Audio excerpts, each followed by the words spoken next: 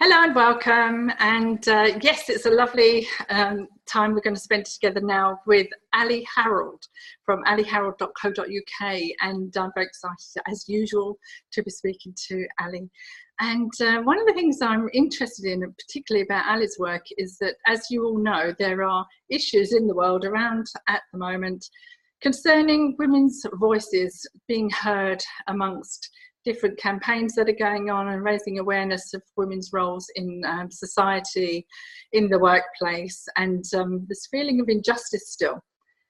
Yeah. And as we move, I found this myself when I was trying to move from one career to another, or to get some better roles in my job and career, and then when I came to leave and start my own business, there was a lot of challenges and a lot of feelings of low self-esteem, and a lot of the undercurrents about that is to do with finding your voice. And that's how I met Aly Harrold, because as a teacher I had certain ways of expressing myself in a group, so I was looking to refine that and to speak more coherently and to get my message across. So Aly helped me tremendously with that, and I'd like to ask you now, Aly, please, how do you see your role in empowering women to find their voice and to be heard in today's environment?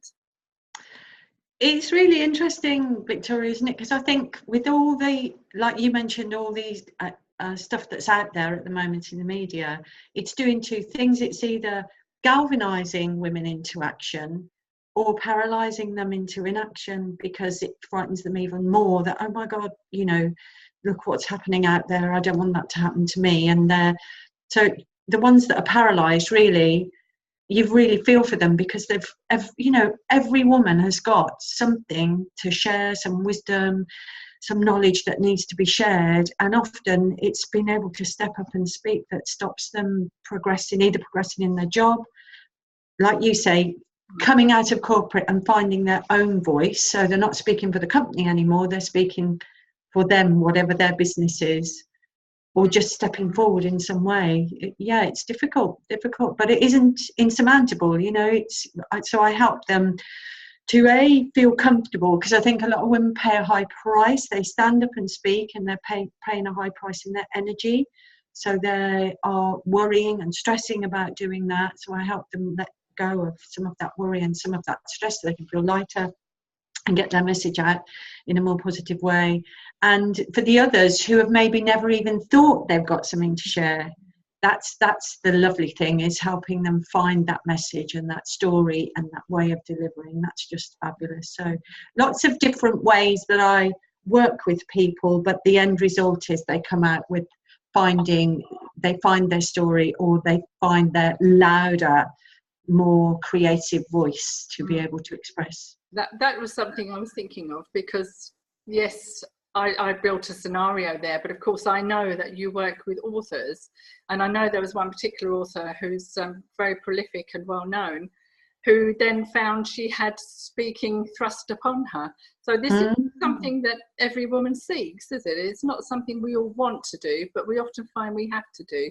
Yeah, definitely. And how do you help people like that who are timid and actually don't really perhaps be creative and writing, rather than actually out there promoting themselves? Well, sometimes they're introverts. Most of the time they're introverts, so they battle with that coming out to speak, that they will often look at the world and go, there are these people who are brilliant at it, and obviously I'm not one of those people. But what they don't realise, introverts make amazing speakers, because they're willing to put the work in, and they really care about the message that they're giving out. They want the receiver to receive what it is they're trying to share, and so they care a lot, so they're willing to do the work. But I think it's taking away that fear of who's going to want to listen, what have I got to share that's of any importance. And it's really simple sometimes. It's taking it back to the simple story. The particular author you're thinking about, she had so many stories about her writing, the way that she'd come to write, the way that her process of going through writing, and she didn't think any of this was valuable to anybody. and yet there are big events where people are coming to hear her talk about her books and the story behind writing that book and how she goes about it. And then there's a big story about her rejections, mountains of rejections that she received before she got finally published. And all of these are little stories that we don't need all of them, but just one of them is enough to inspire someone else to think, oh my goodness, that's me, that's the struggle I've got, I could do this, you know. So yeah, so it's quite easy really. It's they overthink this big thing, compare themselves to other people who are out there doing it and think, I can never be that good. And I always say, you know, every speaker that you see, they will be up there and they might look absolutely amazing, but they're not born that way. They have invested time, money, effort in getting to that stage where they look like they've got it all sussed, but they've worked hard to get there. You know, it's a journey. I used to think that everybody just got up and spoke off the top of their head, and it's quite reassuring that there is some structure. I mean, as a teacher, I used to have a formula because I needed to actually get students to produce work, but that was given to me. But when it came to speaking, it's understanding there is a structure and there is a pattern and finding your own style, isn't it, as well? But that side of it I find interesting, and I think people are surprised at how you can put that into their toolbox, if you like, and empower them with that.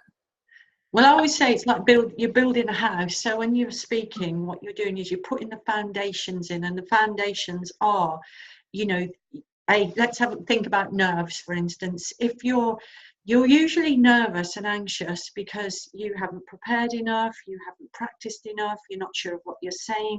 And we can iron out a lot of this just in getting them to understand how important planning and preparation actually is, and practicing. So then the talk will stand up, and all that energy that's wasted worrying, am I going to forget what I'm going to say or what comes next, gets relieved, and they've got so much more energy available to connect with people. So I'd liken it to building a house. So you've got that basic structure, you know, the grounding, how you're standing, whether you are, you know, present. That's a big thing. You've got to be present. And of course, fight or flight will make people run away. And of course, the other thing these days is everybody's banging on about authenticity, and certain audience can tell whether you're being authentic or not. Straight away. Yeah. So how do you pull that out of your clients? Well, it's awareness, making them aware that so many speakers come off and say, I haven't got a clue what I said. What did I say? I don't know. It's just like and they have no clue what they say because they weren't actually there. They had, and effectively, energetically, they'd left. And it's like, well, I'll come back when it's safe, you know, that they'll return to their physical body, if you will, when it's safe to do so. So it's giving them exercises to get them really grounded in their body so that they start to feel comfortable, because that threat that they feel, that audience being there, it isn't actually a threat. And when they can understand that I'm actually not in danger. The key is like, oh, I'm feeling a bit nervous. My stomach's going over, my knees are knocking a bit, but it's observing that and going, actually my knees shake, but it's okay, because I should feel a little bit nervous because then I've got something to give, and use it as excitement. So flip that over, instead of the big fear of, oh my goodness, you know, this audience of 50 people here, what am I going to do? It's like, oh my goodness, there's an audience of 50 people here. How amazing is this? You know, so I get to speak in front of these people. So it's just turning that energy round and helping them understand they can do that. Little techniques. So we do lots of things. Breathing's really, really important, you know, to get them into their body. Exercises, so things like tongue twisters and opening the throat. You know, we do loads of exercises for warming the throat, warming the whole face, so the whole face is activated. So when they speak, their expressions, and they just feel safer because they're more grounded, and then connecting them to the big why they're doing it. So often when someone's really scared and they're starting to panic about what they're saying, I say to them, okay, stop for a minute, think about why you're doing this. And it might be because I want to leave my corporate job, because I want to leave that job. Okay, think about that for a minute.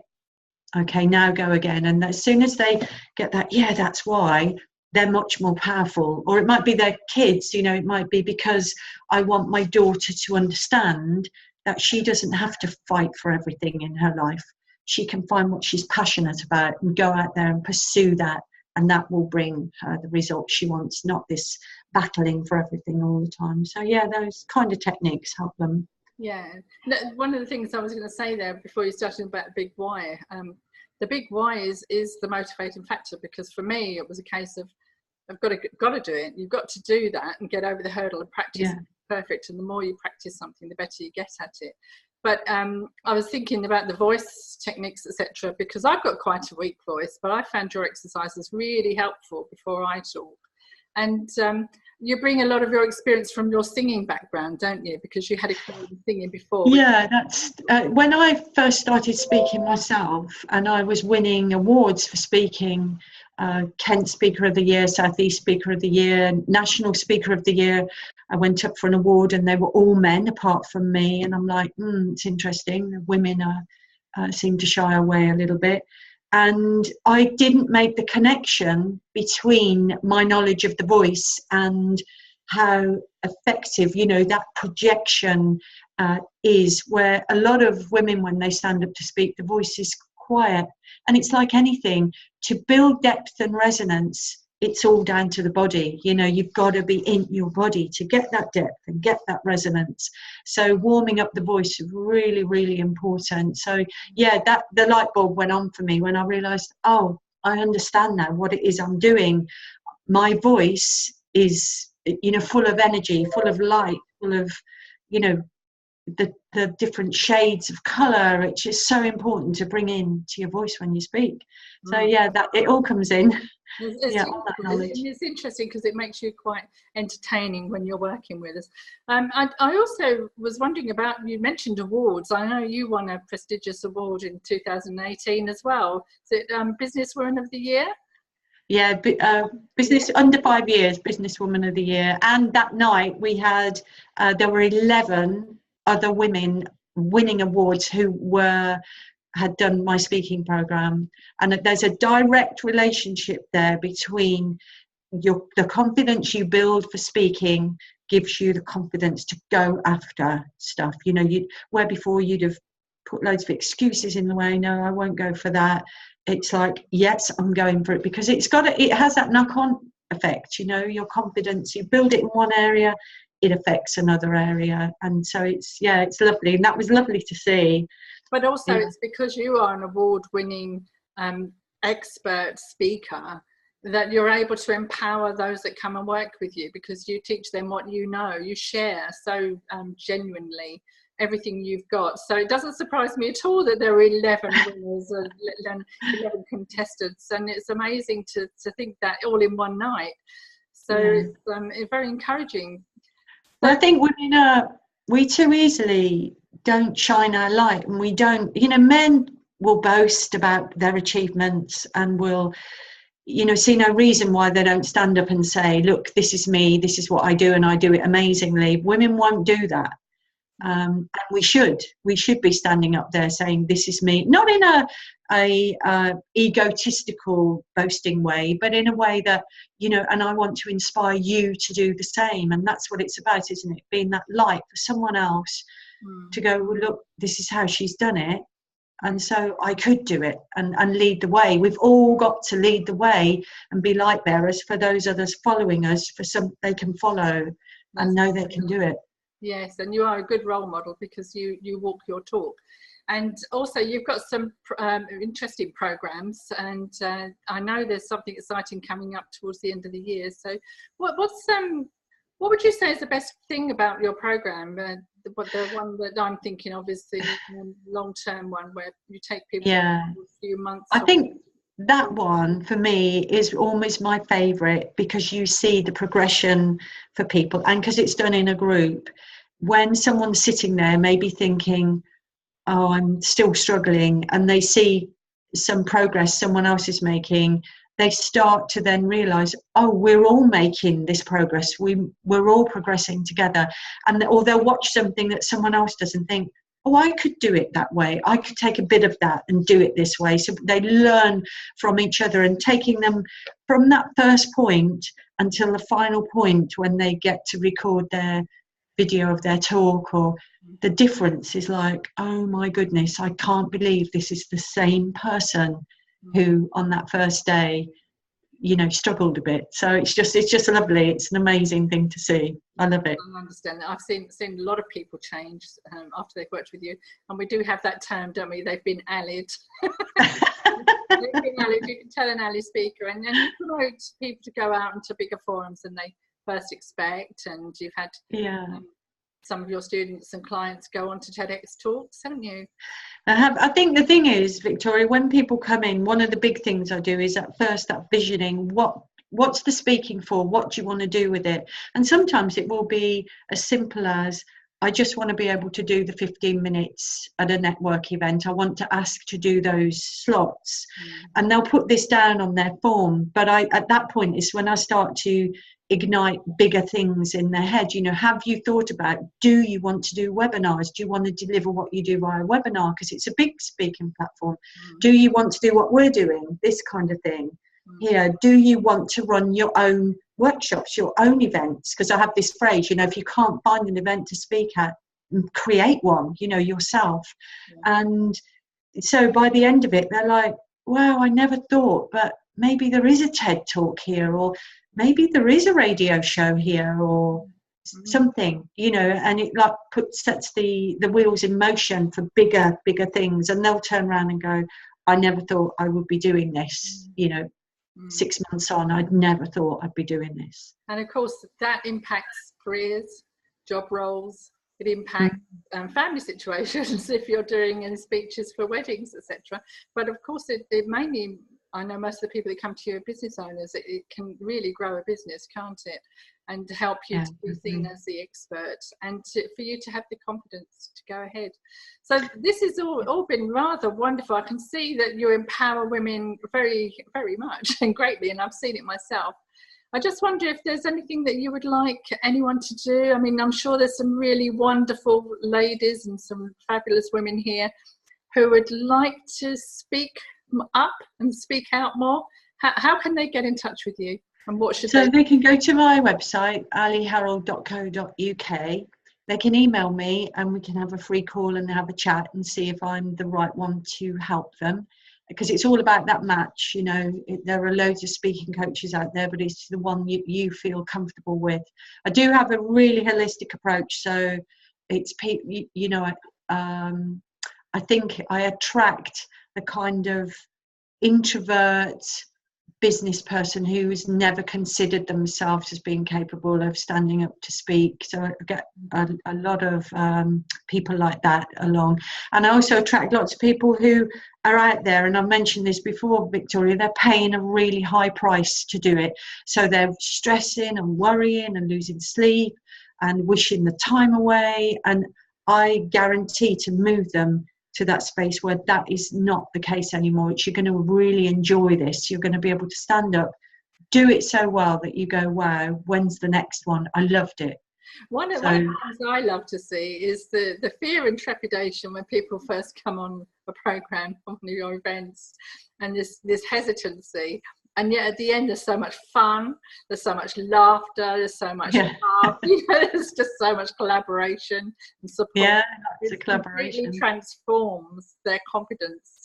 It did for me as well, coming out of one career, starting again at an older age.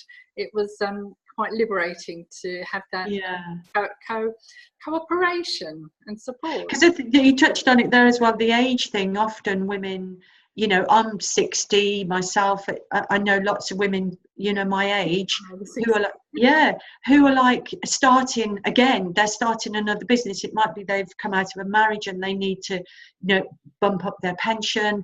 It might be that they've come to the end of one career, but they know there's something else that they want to give. And so, but then they'll talk themselves out of it. Well, have I left it too late? And what have I, you know?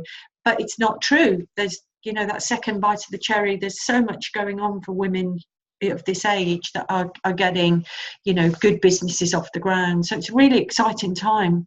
It is. Really It's very exciting. I'm excited. So I'm looking forward to more women having and finding their voice and expressing themselves more fully and more effectively. Because I think if anybody would love to talk to Aly, please go on to alyharrold.co.uk and enjoy yourselves. Have a chat with her, because she's very generous, very giving, and yeah, just fabulous. So thank you so much, Aly, for coming along today. Thank you, Victoria. I've really enjoyed it. And, thank you. I look forward to, anybody who wants to get in touch with me, look forward to hearing from them. As far as I'm concerned, the sooner the better. Why wait? Why not do it now? Absolutely. Okay, thank you very much, Aly Harrold. Take care. Bye.